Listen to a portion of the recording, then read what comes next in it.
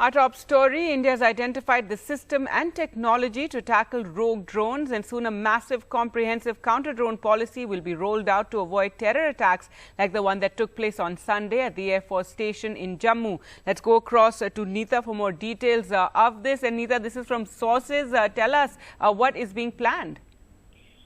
See, Gargi, the entire northwestern sector of India that is particularly comprises of Jammu Kashmir and Punjab needs a regular deployment of counter drone system. That is why it is being felt that a comprehensive drone policy is needed in national interest. There was a meeting yesterday which was chaired by the Prime Minister of India. In the meeting, the Raksha Mantri was also there, the Home Minister was also there, the National Security Advisor was also there. In that meeting, it was discussed that how it is need of the hour. The government has decided as of now that the Indian Air Force is going to be the nodal agency to deal with such a technology. They want them to take a lead role. As of now, the deployment models are going to consist of primary and passive detection means, which includes radio frequency detectors, electro-optical and infrared cameras, radars, drone catching nets, GPS spoofers, lasers, soft and hard kill measures like RAF jammers. Also, the National Technical Research Organization, the India's Tech Intelligence Agency, is also being roped in for assistance. So this is going to be a comprehensive policy because it is felt by all these policy makers that no universal policy can deal with rogue drones. Each drone has got a different system. That is why a multilateral policy is being planned for India. Gargi? All right. And yesterday, Neeta, we also saw that a team from Delhi went to Jammu to actually, see how this drone attack took place. So this is something that is like a new security threat, and all agencies are wanting to know how to thwart them. Absolutely. Delhi has some high-value targets. All the VIPs are stationed here in Delhi. So that is why the special cell team had gone there. And obviously, the vital targets all across India. This attack has thrown up a whole new, paradigm as far as the security is concerned. Our sources are also telling us, Gargi, that the Border Security Force, which is the guarding force as far as the western border is concerned, they are already in the process of acquiring ground-based standalone platforms capable of detecting drones. And even Indian Army has been given a go-ahead to acquire artificial intelligence-equipped drones that can be deployed. Already the civil aviation had come out with a policy as far as civilians are concerned, but now that policy is now going to be further reviewed to further tighten it up. Gargi? All right, Neeta, thanks so much for joining us with those details. Now, the Jammu Air Base attack is being investigated by the NIA. India's tech agency, NTRO, is going to assist the NIA. Jammu Kashmir Police DGP Dilbagh Singh told NDTV that the initial probe into the attacks on the airbase reveals that Lashkar might be behind the attack. Is there a connection between the attack on the Jammu airbase on Sunday and the blast outside the residence of the Mumbai attack mastermind Hafiz Saeed in Lahore on the 23rd of June? Intelligence agencies claim it cannot be ruled out. The Lashkar came under immense pressure after blasts in Lahore last week. In fact, Jammu Kashmir Police DGP Dilbagh Singh told NDTV that the initial probe into the attacks on the airbase reveals that the Lashkar might be behind the attack, as the terror outfit has the capability to operate weaponized drones. Drones spotted and thwarted at the Kaluchak and Ratnachak army bases also seem to belong to the Lashkar. A 22-year-old operative of the TRF, a Lashkar front outfit, was arrested by the J&K police, and a 4-kilo package of IED was found on him. The situation on the ground also suggests that Lashkar activity has increased in Jammu and Kashmir over the last 1 week. Not taking any chances, Indian agencies have raised an alert in areas near security assets. पूरा तैयारी कर लिए, threat बहुत serious threat है, ये technological threat है, इसको technology के थ्रू भी हम लोग रिस्पॉन्स करेंगे और उसमें हम लोग काफी डिप्लॉयमेंट कर लिए, क्योंकि ये स्ट्रेटेजिक इंपॉर्टेंस है, जितने वाइटल इंस्टेंशन है इसको भी प्लस एलसी पर भी. Interestingly, India also raised its concern over drones being used as weapons with the United Nations. In a statement to the General Assembly, India has said the possibility of the use of weaponized drones for terrorist purposes against strategic and commercial assets calls for serious attention by the member states. Meanwhile, India's tech intelligence agency, the National Technical Research Organization, has been asked by the Home Ministry to monitor the frequencies on which low-flying drones operate. With Neeta Sharma in New Delhi, Anusya Mathur for NDTV. Prime Minister Narendra Modi will chair a meeting of the Union Council of Ministers today. The functioning of key ministries will be discussed at the meeting, which is likely to discuss the COVID situation as well. The meeting is being held a week after the Prime Minister held meetings with ministers of both cabinet and ministers of state rank in different groups to review their performance of their respective ministries. Now, the government on Tuesday cleared the fourth vaccine for emergency use in the country. The US-made Moderna, Mumbai-based pharma major Cipla, has been allowed to import Moderna's COVID vaccine for restricted emergency use in India. Details of a rollout plan, however, are not yet out. It is not clear how many doses will be available in India and when. Cipla has said in a statement that it is supporting Moderna with the regulatory approval and importation of vaccines to be donated to India. At this stage, there is no definitive agreement on commercial supplies. Moderna is the first mRNA vaccine approved in India. Quickening the pace and coverage of vaccination and regaining the momentum of economic recovery is the current focus area of the Ministry of Home Affairs. As far as the COVID containment strategy is concerned, Union Home Secretary Ajay Bhalla has written to states and union territories saying effective planning for vaccination focusing on prompt coverage of priority groups and hubs of economic activity should be prioritized. The letter has asked states and union territories to keep focusing on the five-fold strategy for effective management of the pandemic: test, track, treat, vaccination and adherence to COVID-appropriate behavior. Bengaluru is hoping to vaccinate over 90% of its eligible population with at least one dose of the vaccine by August 15th. The city has crossed the milestone with over 50 lakh vaccinations. The eligible population in the city is around 99 lakh, and much of this has been achieved through a public-private partnership, with the private sector being actively involved in the drive. Maya Sharma reports.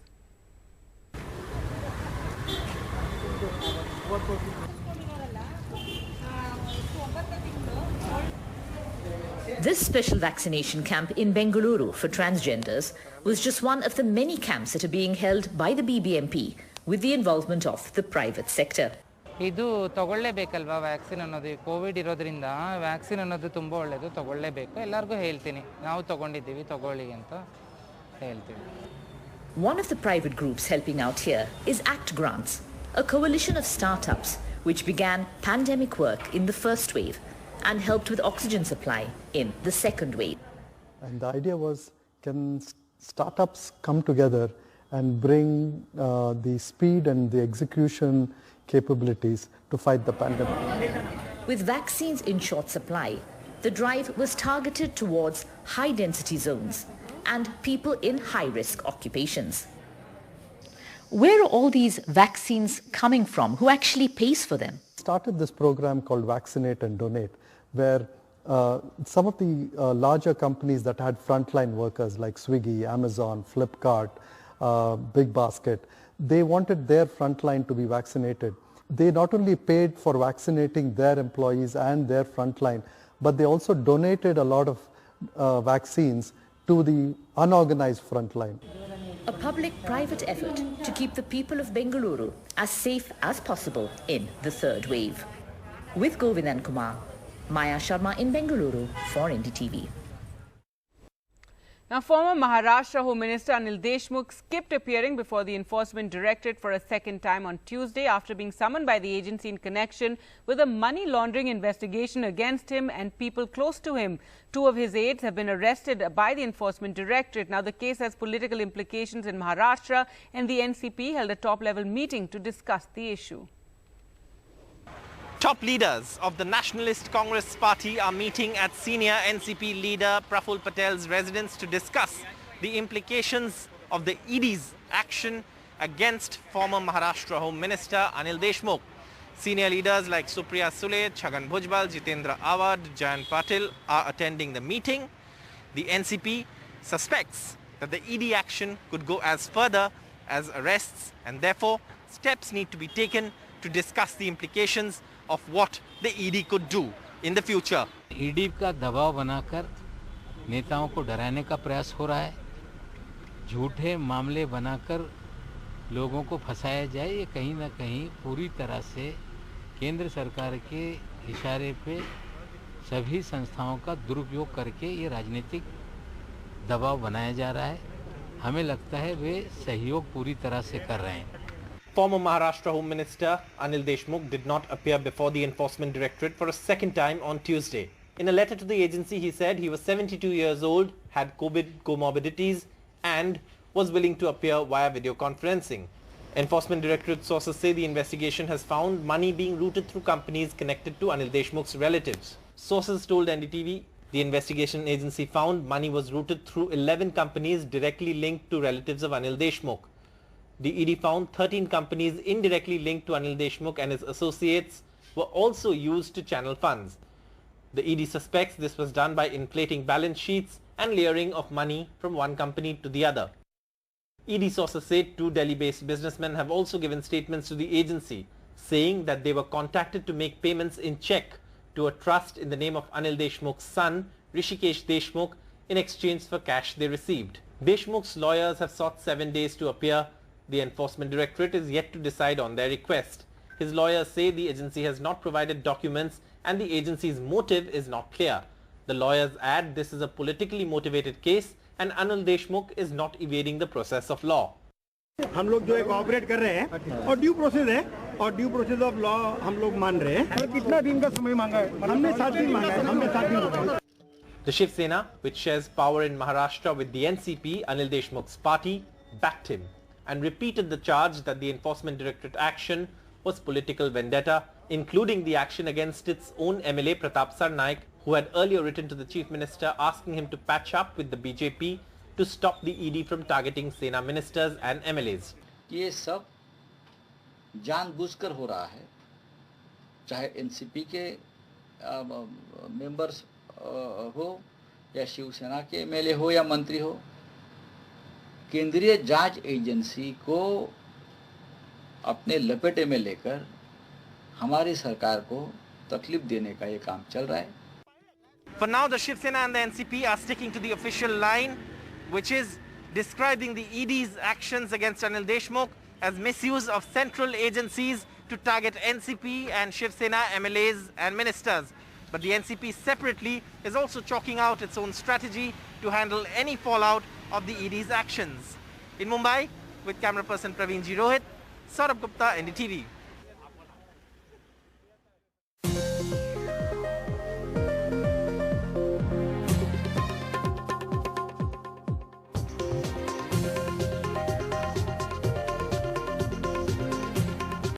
Welcome back. Now, the Anti-Corruption Bureau in Rajasthan has arrested the suspended BJP Mayor Soumya Gujjar's husband Rajaram Gujjar in a case of corruption. Also named in the case is a senior RSS pracharak Nimbaram. The case dates back to the 10th of June when some videos shot on a mobile went viral. The videos show Rajaram Gujjar discussing a commission for the release of payments due to BVG company. BVG is in charge of garbage collection in Jaipur. The mayor's husband was allegedly discussing the release of payments for 276 crore to the company in return for a cut with the BVG representative. हमने 2 forensic laboratories की help ली है, Rajasthan forensic laboratory की और एक अन्य राज्य की प्रतिष्ठित एफएसएल की हमने हेल्प ली है। और उस रिपोर्ट के आने के बाद और सारे जो तथ्य हैं उनका विश्लेषण करने के बाद प्राइमा फेसाई ये रिवील होता है कि एक पब्लिक सर्विस के लिए, लोक सेवा के लिए, लोक सेवक से जुड़े हुए घनिष्ठ रिश्तेदार द्वारा रिश्वत मांगी गई है और एक कंपनी द्वारा रिश्वत ऑफर की गई है और एक अन्य व्यक्ति की सहयोगात्मक उपस्थिति उसमें रही है।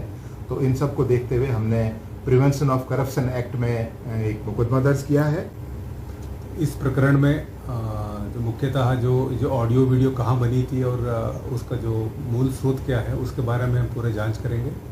इसके अलावा इस कंपनी के जो पेंडिंग बिल्स थे, किस कारण से बिल्स क्लियर नहीं हुए थे, कितने पेंडिंग थे और उसमें एक जो प्राइवेट आदमी है राजाराम, उनका क्या रोल है, वो क्यों इनके साथ बातचीत कर रहे थे, इसके बारे में हम जांच करेंगे। इसके अलावा इस कंपनी की जो सारे कागजात है और इन्होंने कितने बार इन्होंने बिल पेश किया है और इन सब के बारे में जांच होगी।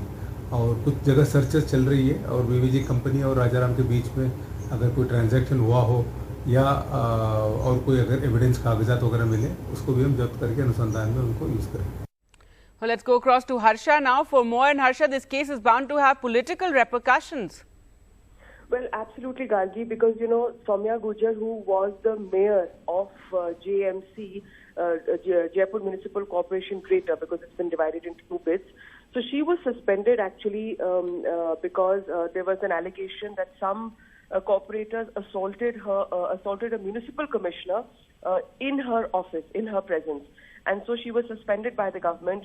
She went to court against that suspension, and that court has also rejected her application. So there was that entire political crisis about her being suspended.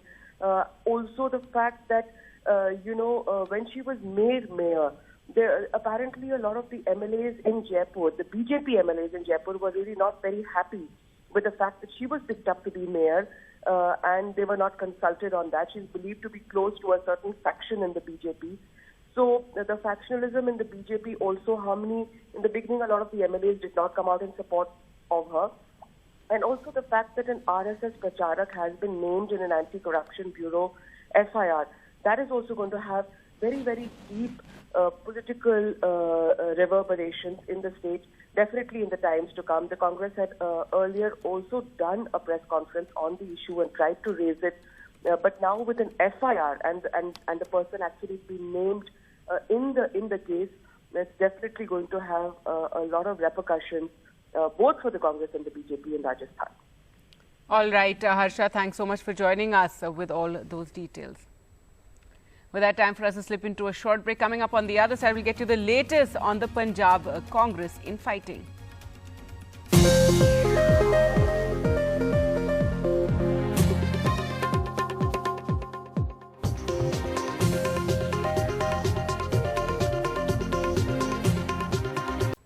Welcome back. Now, Rahul Gandhi on Tuesday said that there was no meeting scheduled with Navjot Singh Sidhu a day after the disgruntled Punjab Congress leader's team had said he had a meeting with the Gandhis in Delhi. Meanwhile, Aam Aadmi Party's Arvind Kejriwal was in Chandigarh, where he promised 300 units of free power per family if the party wins the elections.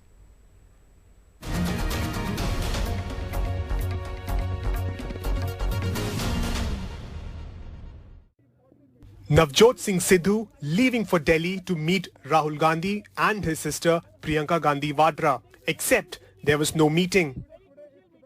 After waiting the whole day, Rahul Gandhi was surprised to see so many journalists waiting outside his house and asked why are so many people waiting outside. And he was quite categorical in saying that there was no schedule to meet Navjot Singh Sidhu today. वो कभी भी राहुल जी से प्रियंका जी से मिल सकते हैं, इसमें कहीं कोई दिक्कत नहीं है, इसमें कहीं किसी तरीके की बाधा नहीं है. Sidhu has been critical of his party's Chief Minister Amrinder Singh just months ahead of the Assembly election campaign, forcing the central leadership to hold a series of truce meetings, even setting the Chief Minister a deadline to look into the demands of Sidhu and other dissidents.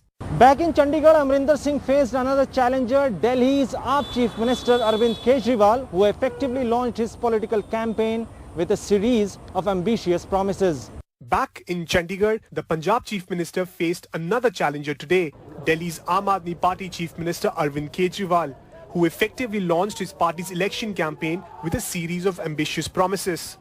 Mr. Kejriwal promised 300 units of free electricity per month to each household if the Aam Aadmi Party comes to power. Punjab is currently facing power outages. Punjab में आम आदमी party की सरकार हर परिवार को 300 unit तक बिजली मुफ्त देगी. जितने पुराने बिल हैं, डोमेस्टिक के जितने पुराने बिल हैं, सारे माफ किए जाएंगे.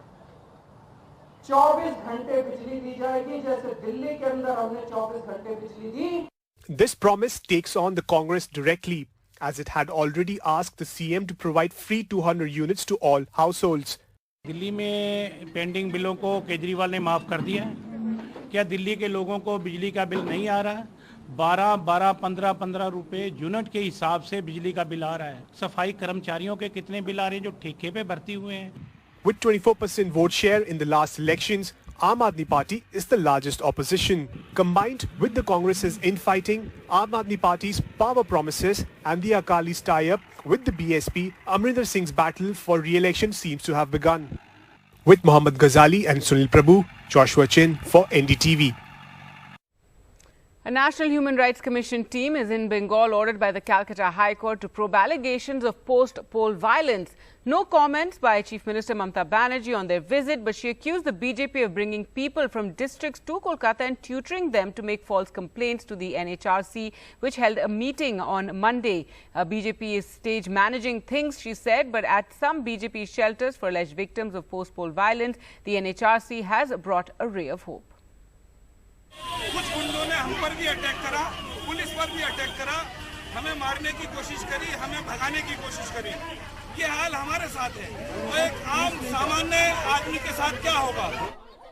An outraged member of the NHRC team, Atif Rashid, allegedly accosted while probing complaints that BJP supporters had to abandon their homes and flee after the polls.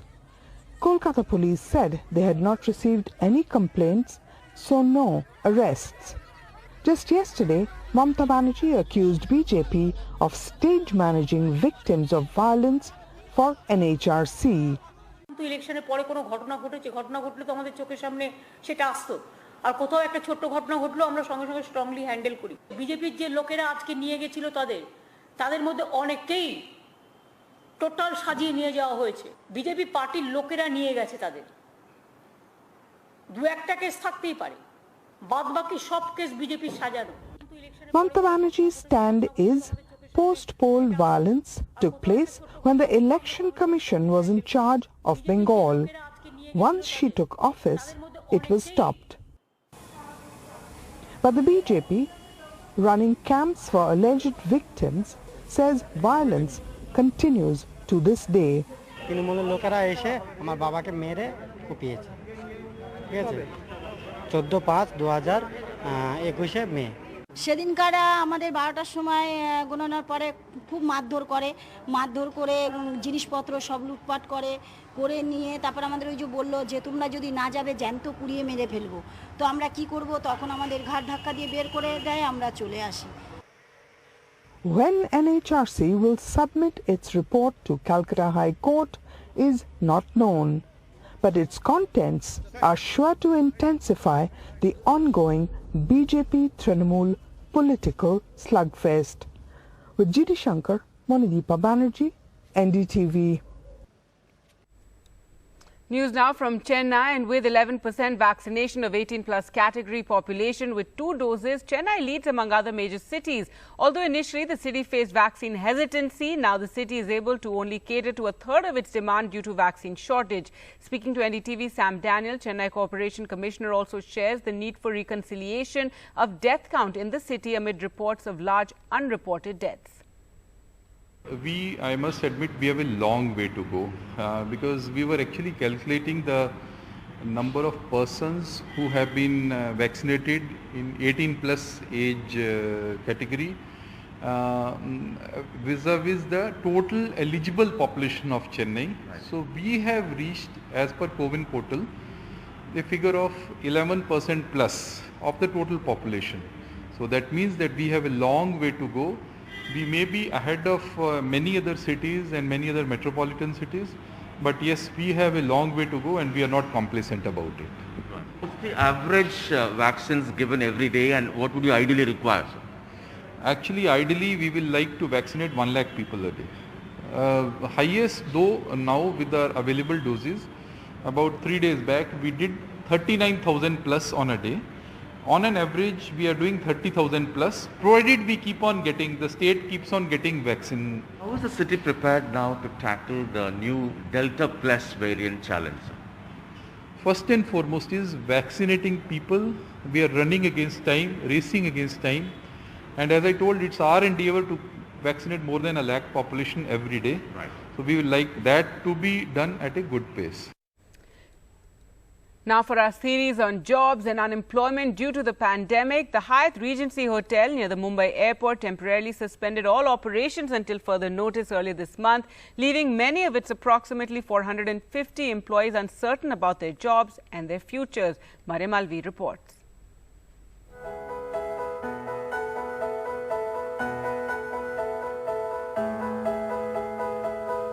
At one time, it was one of Mumbai's top 5-star hotels right next to the airport. Average room rates of over 10,000 rupees a night. And then the pandemic hit. The Hyatt Regency Hotel near the Mumbai airport earlier this month suspended all its operations until further notice, leaving many of its approximately 450 employees uncertain about their jobs and their futures during this pandemic. Staff say they barely had a warning when the bad news was announced by the general manager on the morning of June 7th. एक notice लगा दी morning में और evening से सब pack up करना चालू हो गया था तो ऐसी हालत में हम लोग क्या कर सकते हैं आप ही बताओ 15 minutes later, this notice was put up, saying that there were no funds forthcoming from the company that owns the hotel Asian Hotels West Limited to be able to pay salaries. Hyatt itself has gone silent, barring a statement by Sanjay Sharma, the Vice President and India Country Head of Hyatt, issued earlier this month, saying we are working closely with the hotel's owners to resolve the situation. Hyatt has offered no further comments regarding questions about staff salaries during this time. Instead, they directed us to the owning company, Asian Hotels West Limited, for any other information. We also tried reaching the Senior VP of Finance at Asian Hotels West, but he did not respond to phone calls or text messages.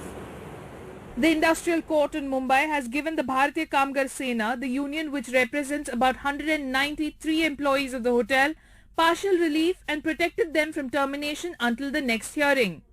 The staff have also been paid their salaries until May 2021. But that's clearly not enough. This is Rupali Natikar, who worked as a room attendant at the Hyatt Regency Hotel in Mumbai.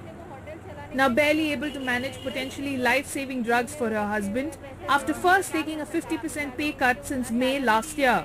Last year से जब से Covid आया तब से 50% salary पे हमें रखा है। आपका सैलरी कितना था मैम? मेरा 13,000 और अभी आ रहा है 6,500। हाँ, तो मुझे अपने हस्बैंड की दवाइयाँ बंद करनी पड़ी। वो बीपी और डायबिटीज़ के पेशेंट है, उनकी दवाइयाँ मुझे बंद करनी पड़ी क्योंकि मैं नहीं पे कर रही। वो इंसुलिन पे है मेरे हस्बैंड फिलहाल, तो मुझे उनकी दवाइयाँ बंद करनी पड़ी साल भर से।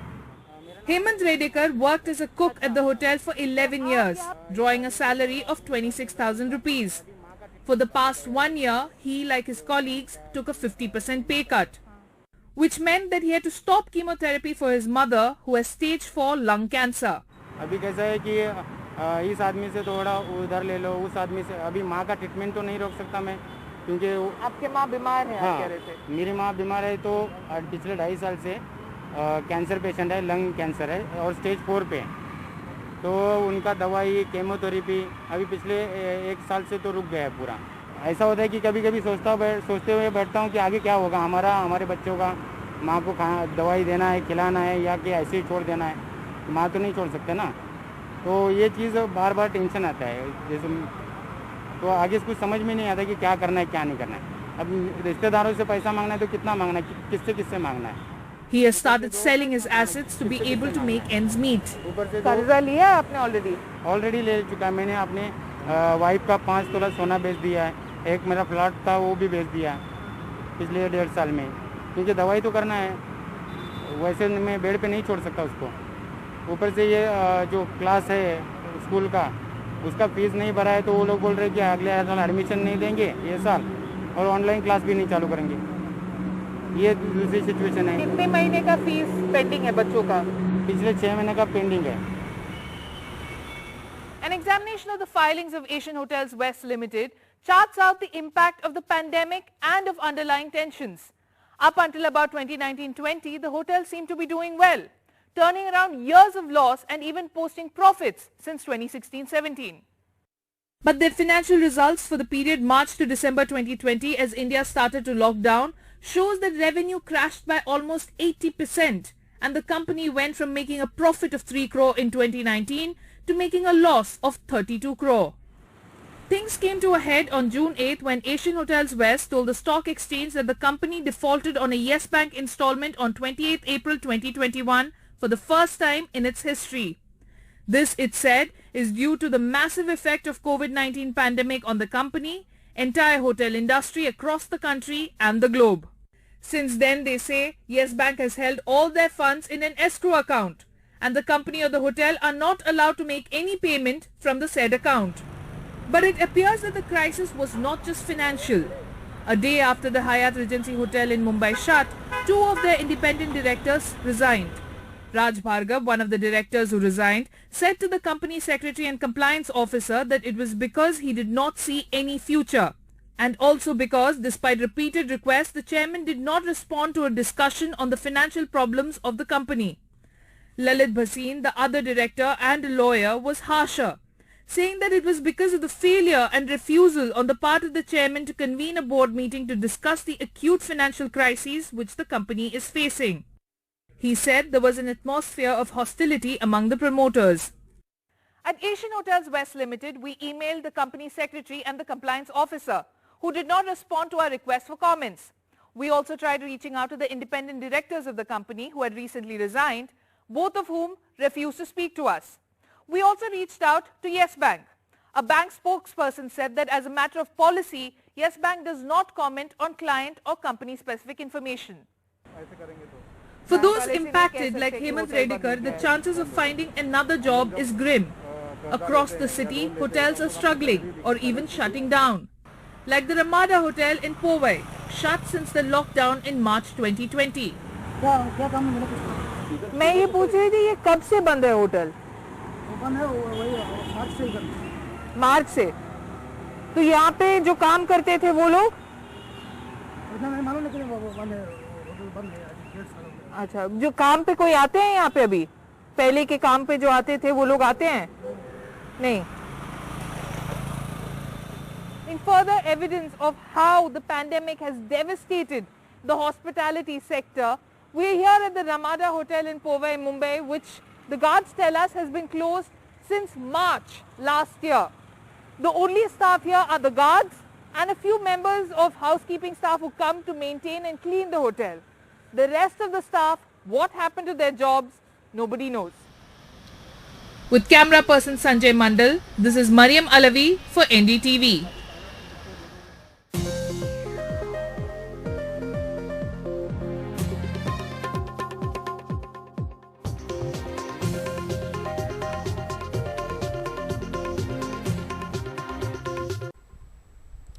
Hello and welcome. You're watching Good Morning India. I'm Gargi Rawat. Our top story, Prime Minister Narendra Modi will be chairing a meeting of the Union Council of Ministers today. The functioning of key ministries will be discussed at the meeting, which is likely to discuss the COVID situation as well.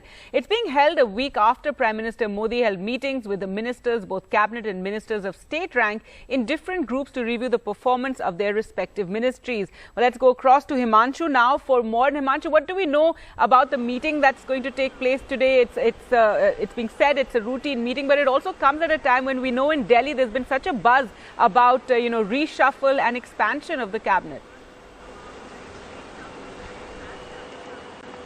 That's right, Gagi. There is, of course, that buzz is very strong in the corridors of power here. It is also important to understand that during the second corona wave, the functioning of the government was also affected. The policy making got affected.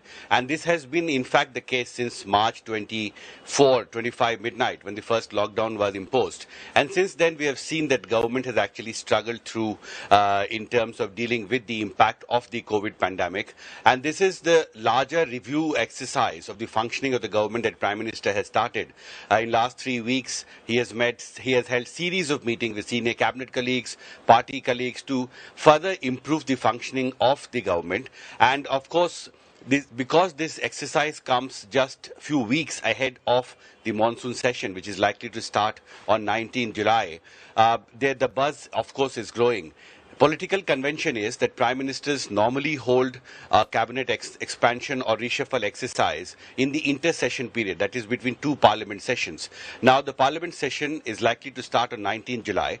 There is a window of 20 days that Prime Minister has, and normally Prime Ministers have always given at least 2 to 3 weeks to the new ministers once they are inducted in the government to get a first-hand experience of the functioning of their respective ministries, because in Parliament these ministers will then have to answer questions raised by the opposition parties. So this is clearly this exercise comes just ahead of the monsoon session of Parliament, where government is bracing up to face very difficult questions on economy and how actually the COVID pandemic has been crisis has been managed. And this is of course a part of the exercise where we know that there are at least 3 ministries whose functioning will be reviewed today: Road and Transport Ministry, Civil Aviation and Telecom, and of course the larger discussion on COVID-19. Very important to see what directions Prime Minister gives, but clearly it is very clear that the buzz also is growing, and it is possible that before the monsoon session of Parliament, Prime Minister perhaps will hold more consultations before taking a decision on this issue. Dagi. All right, Himanshu, thanks so much for joining us there with all those details. Now, India has identified the system and technology to tackle rogue drones, and soon a massive comprehensive counter-drone policy will be rolled out to avoid terror attacks like the one that took place on Sunday at the Air Force Station Jammu, according to high-level sources.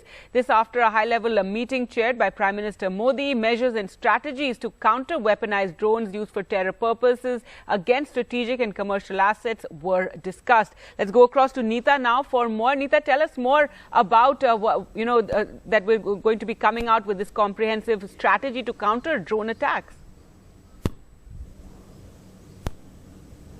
Yes, Gargi, there was a huge meeting yesterday chaired by the Prime Minister of India, in which Raksha Mantri was also there, the Home Minister was also there, the National Security Advisor was also there. It was felt that the northwestern sector of India, especially the Jammu Kashmir and the Punjab region, are very vulnerable to such threats, and that is why India needs a counter-drone policy.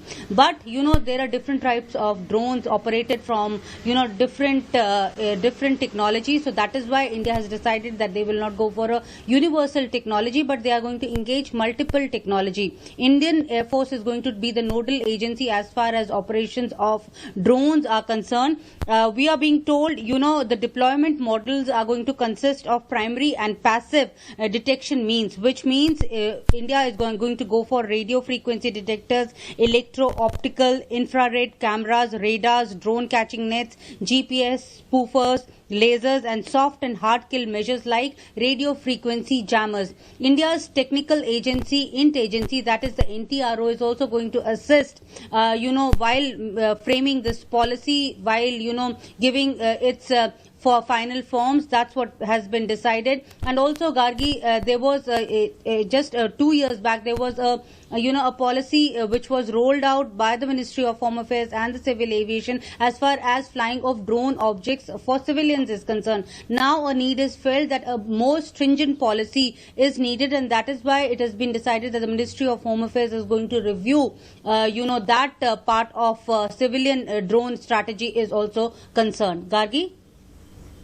All right, Neeta, thanks so much for joining us with all those details. Now, talking about the Jammu Air Base attack, it will now be investigated by the NIA. India's tech agency, NTRO, is also going to be assisting the NIA in the matter. The Jammu and Kashmir Police DGP, Dilbagh Singh, told NDTV that the initial probe into the attacks on the airbase in Jammu reveals that the Lashkar might be behind the attack. Is there a connection between the attack on the Jammu airbase on Sunday and the blast outside the residence of the Mumbai attack mastermind Hafiz Saeed in Lahore on the 23rd of June? Intelligence agencies claim it cannot be ruled out. The Lashkar came under immense pressure after blasts in Lahore last week. In fact, Jammu Kashmir Police DGP Dilbagh Singh told NDTV that the initial probe into the attacks on the airbase reveals that the Lashkar might be behind the attack, as the terror outfit has the capability to operate weaponized drones. Drones spotted and thwarted at the Kaluchak and Ratnachak army bases also seem to belong to the Lashkar. A 22-year-old operative of the TRF, a Lashkar front outfit, was arrested by the J&K police, and a 4-kilo package of IED was found on him. The situation on the ground also suggests that Lashkar activity has increased in Jammu and Kashmir over the last 1 week. Not taking any chances, Indian agencies have raised an alert in areas near security assets. पूरा तैयारी कर लिए, threat बहुत serious threat है, ये technological threat है, इसको technology के थ्रू भी हम लोग रिस्पॉन्स करेंगे और उसमें हम लोग काफी डिप्लॉयमेंट कर लिए क्योंकि ये स्ट्रेटेजिक इंपॉर्टेंस है, जितने वाइटल इंस्टेंशन है इसको भी प्लस एलसी पर भी. Interestingly, India also raised its concern over drones being used as weapons with the United Nations. In a statement to the General Assembly, India has said the possibility of the use of weaponized drones for terrorist purposes against strategic and commercial assets calls for serious attention by the member states. Meanwhile, India's tech intelligence agency, the National Technical Research Organization, has been asked by the Home Ministry to monitor the frequencies on which low-flying drones operate. With Neeta Sharma in New Delhi, Anusya Mathur for NDTV. Now, quickening the pace and coverage of vaccination and regaining the momentum of economic recovery is the current focus area as the Ministry of Home Affairs as far as the COVID containment strategy is concerned. Union Home Secretary Ajay Bhalla has written to states and union territories saying effective planning for vaccination focusing on prompt coverage of priority groups and hubs of economic activity should be prioritized. The letter has asked states and union territories to keep focusing on the five-fold strategy for effective management of the pandemic: test, track, treat, vaccination and adherence to COVID-appropriate behavior. Now, Bengaluru is hoping to vaccinate over 90% of its eligible population with at least one dose by August 15th. The city has crossed a milestone with over 50 lakh vaccinations and the eligible population in the city is around 99 lakh. Much of this has been achieved through a public-private partnership with the private sector being actively involved in the drive. Maya Sharma reports.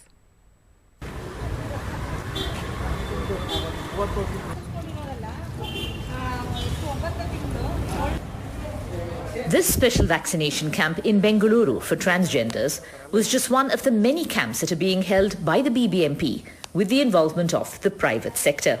ಇದು ತಗೊಳ್ಳೇಬೇಕಲ್ವಾ vaccine ಅನ್ನೋದು Covid ಇರೋದ್ರಿಂದ vaccine ಅನ್ನೋದು ತುಂಬ ಒಳ್ಳೆಯದು ತಗೊಳ್ಳೇಬೇಕು ಎಲ್ಲರಿಗೂ ಹೇಳ್ತೀನಿ ನಾವು ತಗೊಂಡಿದ್ದೀವಿ ತಗೊಳ್ಳಿ ಅಂತ ಹೇಳ್ತೀವಿ. One of the private groups helping out here is ACT Grants, a coalition of startups which began pandemic work in the first wave and helped with oxygen supply in the second wave. And the idea was, can startups come together and bring the speed and the execution capabilities to fight the pandemic? With vaccines in short supply, the drive was targeted towards high-density zones and people in high-risk occupations. Where are all these vaccines coming from? Who actually pays for them? Started this program called Vaccinate and Donate, where some of the larger companies that had frontline workers like Swiggy, Amazon, Flipkart, Big Basket, they wanted their frontline to be vaccinated. They not only paid for vaccinating their employees and their frontline, but they also donated a lot of vaccines to the unorganized frontline. A public-private effort to keep the people of Bengaluru as safe as possible in the third wave. With Govindan Kumar, Maya Sharma in Bengaluru for NDTV. Now, the Maharashtra Health Minister has spoken out on the vaccination drive and said all districts will have to follow level 3 restrictions and the target is to vaccinate 70% population before the third wave arrives. परंतु जर third wave येण्याच्या अगोदर जर आपण महाराष्ट्राला 70% जरी vaccinate केलं तरी सुद्धा येणाऱ्या थर्ड वेवचा परिणाम आणि त्याची दाहकता ही तेवढीशी राहणार नाही, मृत्यूचं प्रमाण तेवढंसं राहणार नाही. आणि म्हणूनच सर्वच महाराष्ट्राच्या सुजाण नागरिकांना माझी विनंती आहे की वॅक्सिन वॅक्सिन आणि वॅक्सिन याच एका मंत्राने आपल्याला थर्ड वेवला खूप मोठ्या पद्धतीने कंट्रोल करता येऊ शकेल.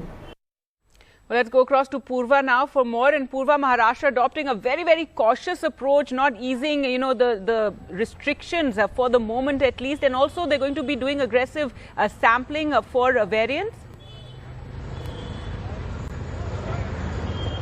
Yes, that's right. In fact, the health minister has said, right now in Maharashtra, about 3 crore people have already, over 3 crore people have already been vaccinated, and there are in total 9 crore people who need to be vaccinated.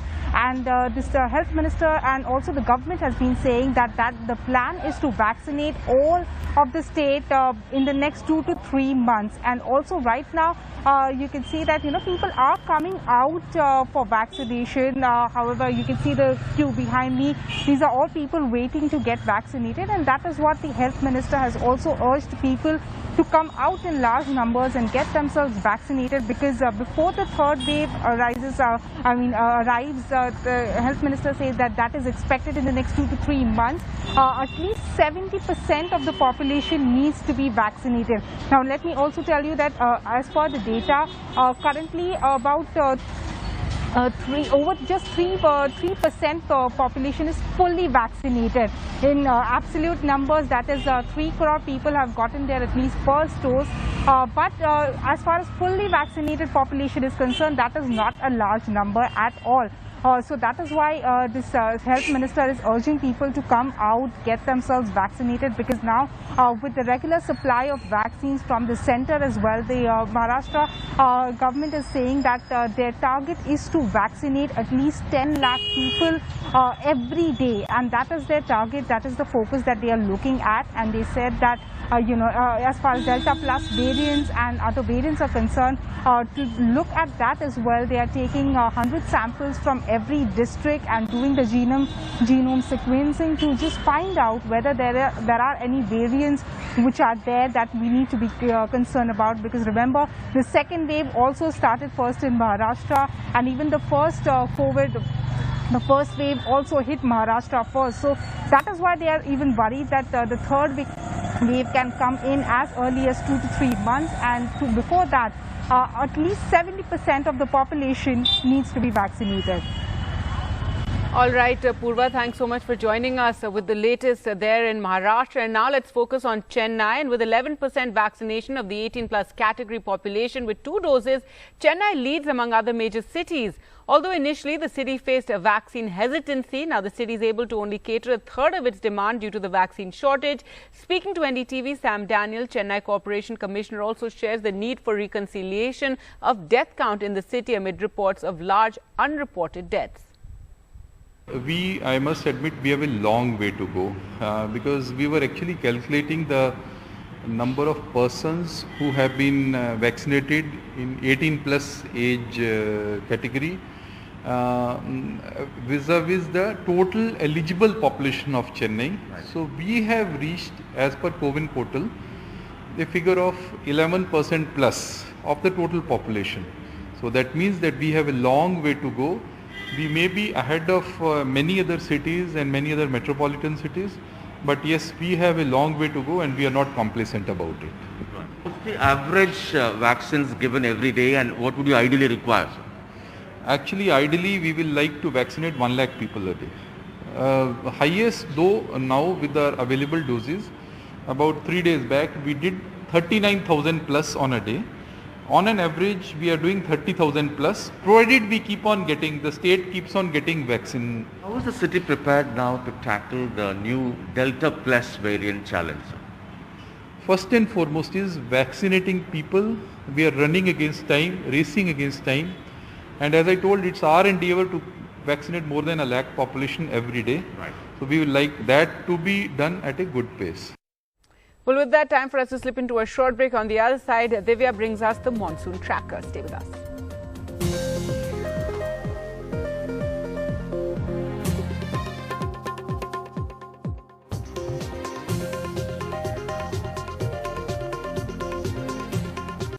A very good morning. Time to track the monsoon, and here you can see there's been no movement in the last 24 hours. In fact, there's been no movement since the 13th of this month from this side, and from the 19th from this side. So a monsoon is yet to cover these regions, and which is why it is very hot and muggy in areas of the north, especially in parts of the national capital, Punjab, Haryana, as well as Chandigarh. When we break up the monsoon for you, so far, as far as the east is concerned, monsoon is normal for the east and the northeast. In the north, we have a surplus of about 21 21%, with a 23% in central parts of the country. In the southern part of the country, the surplus is coming at 7%. The country surplus, that has dipped. In fact, it was about 16% till about yesterday. It's down to about 13%, and that's because a monsoon is subdued in most parts of the country. Whether it's north or whether it's central or whether it's the southern part, it's only in the east and the northeast where you're seeing that the surplus is increasing here is because monsoon is active in these areas. In fact, very heavy showers are expected in parts of the northeast, especially in parts of Assam and Meghalaya. You can see there's a red alert warning for Arunachal Pradesh as well. Sub-Himalayan West Bengal and Sikkim, many showers expected in these areas. Heavy showers expected in Nagaland, Manipur, Mizoram and Tripura as well. Well, heavy showers coming in towards Bihar as well as some central parts of the country. However, when we take into account as far as the Gujarat coastline is concerned, strong winds expected here. Fishermen warning not to venture into the sea. While heat wave conditions have started to prevail over the national capital, where the temperature touched 43 degrees, which is 6 degrees above the norm.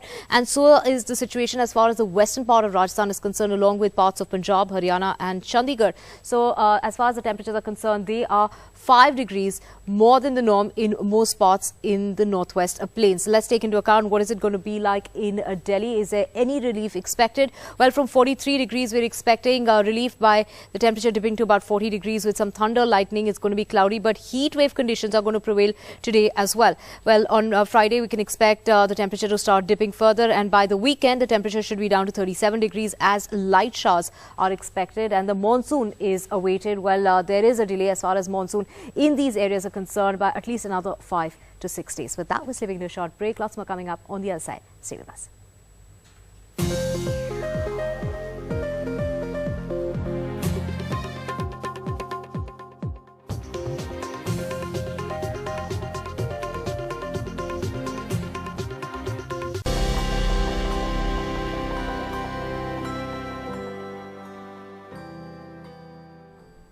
Now for our special campaign, Vaccinate India, in partnership with Google, and we're talking about questions that you often Google about coronavirus and about the vaccines. Joining us to answer those questions for you is Dr. Rajendra Dhamija, HOD, Neurology, Lady Hardinge Medical College in Delhi. Thank you so much, Doctor, for joining us this morning. Now, some of the questions that people still Google and, really look up online is about COVID symptoms. So what can you tell us?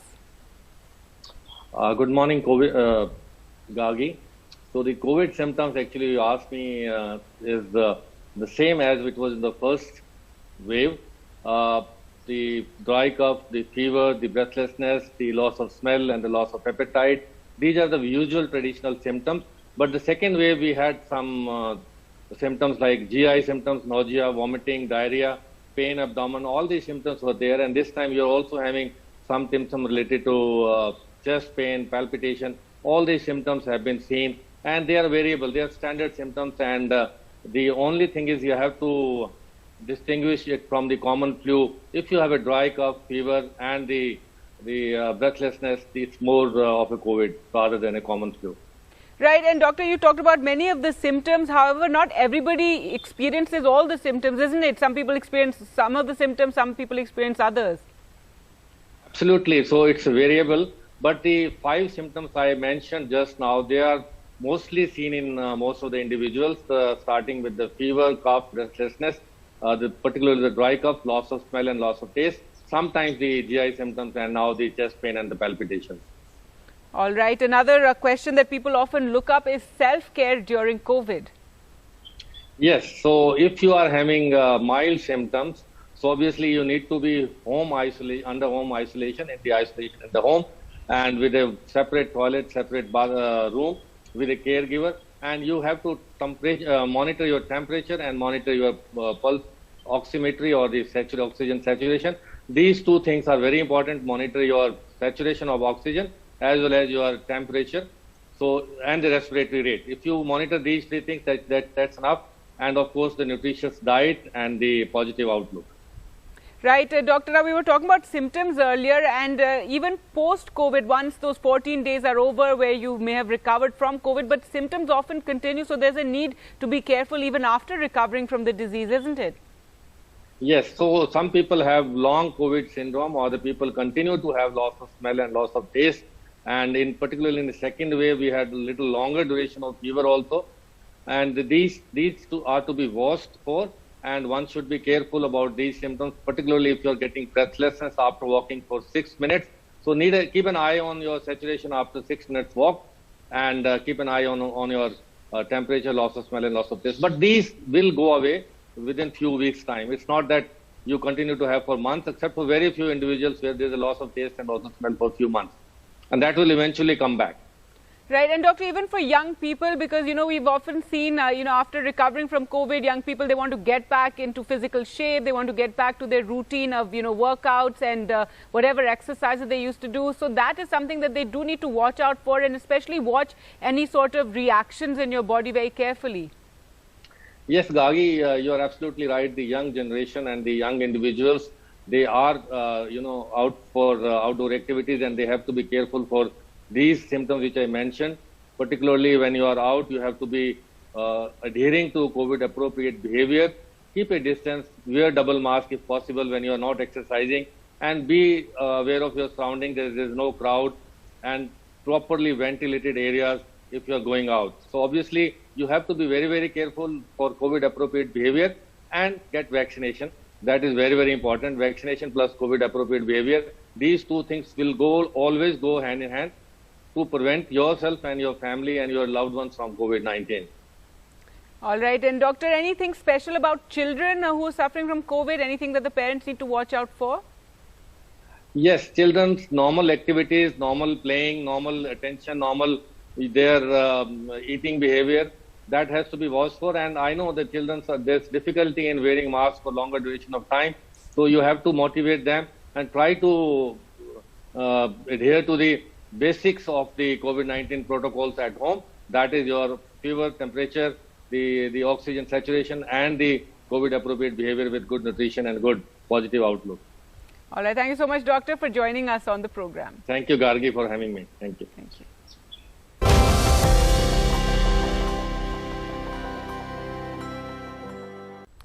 All right, moving on to other news, and a grim story and frightening story from Hyderabad, where on CCTV a suitcase being wheeled by a husband with his wife's body in it. Now, the woman Bhuvneshwari had been reported missing, and her husband Srikant Reddy is now accused of killing her. Days after a charred body was found in a suitcase in Tirupati, the police have identified it as the body of a 27-year-old techie who used to work for Tata Consultancy Limited in Hyderabad. And there you can see that video of the husband wheeling that suitcase, which now we believe contained the body of his wife. Let's go across to Uma for more on this. And Uma, this is a very disturbing and, sensational news as well. What are the details? Why did this happen?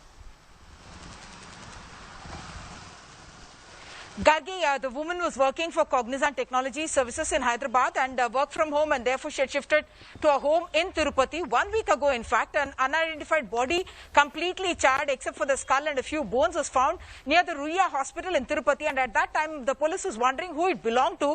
Subsequently, their investigation, CCTV footage, etc.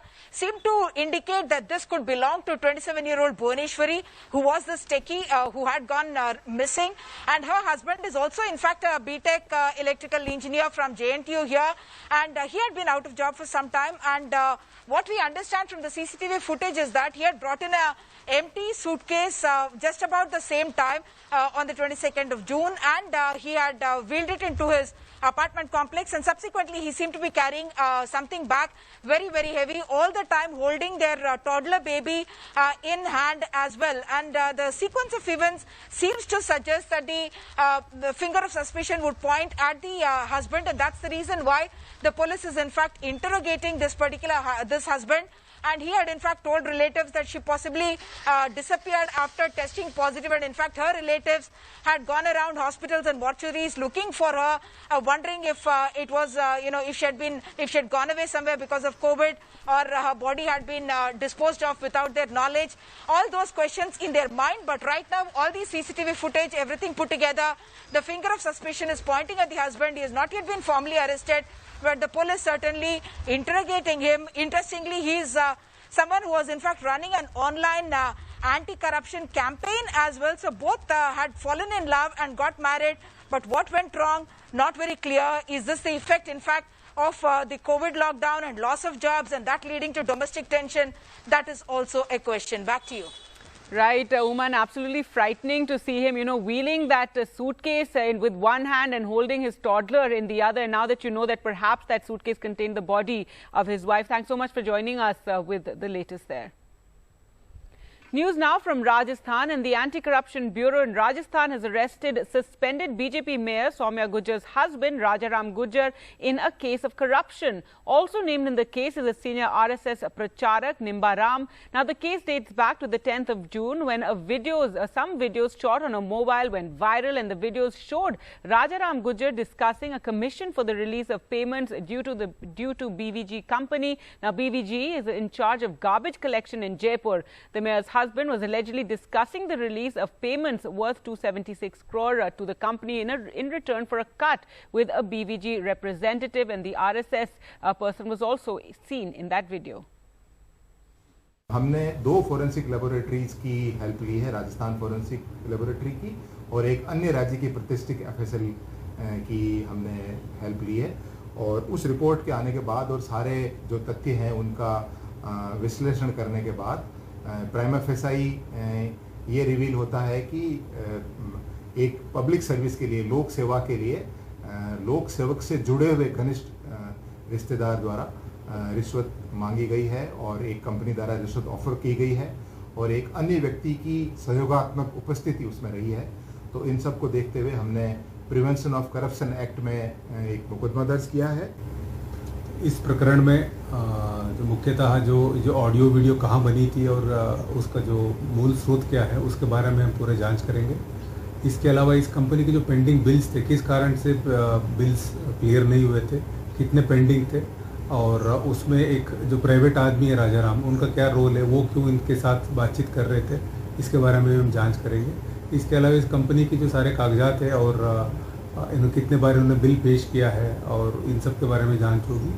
और कुछ जगह searches चल रही है और BVG company और राजाराम के बीच में अगर कोई ट्रांजैक्शन हुआ हो या और कोई अगर एविडेंस कागजात वगैरह मिले उसको भी हम जब्त करके अनुसंधान में उनको यूज करेंगे। Well, let's go across to Harsha now for more. And Harsha, give us more details about this entire case and also, the political implications of it. Well, Gargi, there is a company called BVG which is in charge of garbage collection in Jaipur. And frankly, as a citizen of Jaipur, all I can say is they've had endless problems with BVG. They go on strike, they don't turn up on time to collect garbage. So there's a lot of problems with the garbage collection here. Now, apparently, what is being alleged is that the payment of about 276 crores of BVG was being held up. And, in that video, which the ACB has a copy of, there was a video where someone from BVG was apparently negotiating with Rajaram Gujjar to get that payment of 276 crores cleared and in return for some kind of a commission. That's what it seems to indicate. Also, in that video, sitting on one side of that room, a senior RSS functionary was also visible in that video. So when these videos went viral, the ACB took cognizance of them. They sent them to the FSL, and after that they filed this case of corruption against Rajaram Gujjar and of criminal conspiracy against the other people involved in this company. BVG, let me tell you, has denied that they had asked anyone to negotiate on their behalf. They've given a written statement that they had nothing to do with this. But of course now all that is a matter of investigation and will probably be part, whatever happens later legally. Also, interestingly, Soumya Gujjar, the BJP mayor from Greater Jaipur, she was suspended by the Rajasthan government because in her chamber, apparently, some councillors attacked the municipal commissioner. They assaulted him. And that also was when they had gone to discuss this garbage collection issue, which is a very pressing issue in Jaipur. So when they had gone to discuss this, apparently the municipal commissioner was attacked. So on the grounds of attacking a public servant, the Rajasthan government had dismissed the mayor. They've put somebody else in charge here in Jaipur. Soumya went to the High Court. Her petition was also dismissed. In fact, just yesterday, day before, and that's when the ACB FIR comes into the public domain. Now, it's definitely going to have political ramifications because remember, this is a former BJP member. An RSS functionary is also named in the complaint. The BJP so far has gone on record to say that the Anti-Corruption Bureau is being used to target and tarnish the image of both the Sangh and the Sangathan. So definitely the political daggers are out now. Gargi. All right, Harsha, thanks so much for joining us there with the latest on this story.